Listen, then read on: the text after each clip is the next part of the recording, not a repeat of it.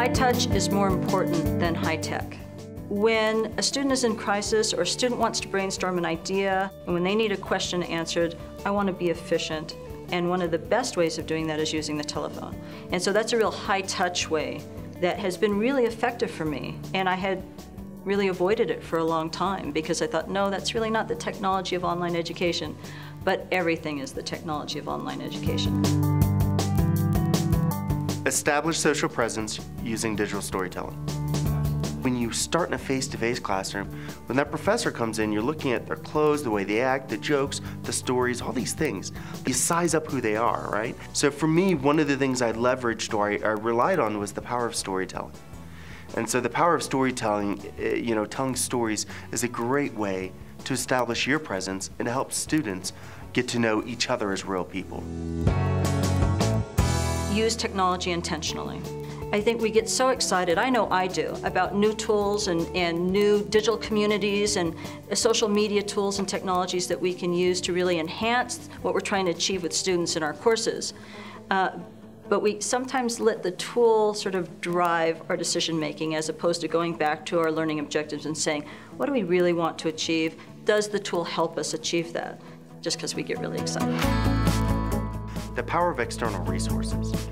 There's tons of resources out there that if you just take the time to look, it's amazing what you can use to supplement your online courses. And so you don't have to do all the work yourself. It doesn't always have to be contained in the LMS or in the textbook. And hopefully through that also help encourage and teach your students that there's great resources out there if you just spend the time. Make your expectations explicit. Being explicit in your directions, in your expectations, in everything that you are trying to achieve with students. That so often we keep that secret, we keep that hidden as faculty. We know what it is. Sometimes we don't even know that we're keeping it hidden. Make it really easy for students to find out what is it they have to do that week, when does it due, what are the points, what's at work, those types of things. Fun and playfulness and the unexpected. Doing something that's different can really jolt them and re-energize them and re-engage them in a way that allows them to express themselves creatively. So that it's not just writing an essay, but let's write a screenplay that demonstrates your understanding of these concepts. So anything that adds a little playfulness, I think just re-engages people and makes the online experience not feel so cookie cutter. To log in regularly. You probably should plan at least 5 days a week to be logging in your course. Now that doesn't mean you have to log in, all day, 5 days a week, right? Sometimes people, I think, misconstrue that and will say things like, well, online learning is just so much more work than face-to-face. I don't necessarily buy that, but it's very distributed. The faculty that I know that are the most successful, in my own experience, has been they log in regularly to their courses. The power of personal feedback.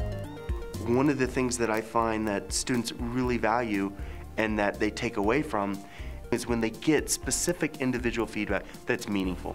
And by not just giving feedback, but giving audio-video feedback, I've had students come back to me and really comment on how it was very meaningful to hear that even the inflection in my voice and that they could actually walk away with the positive comments. Whereas a lot of times when you just type stuff out, the negative just kind of comes through, right?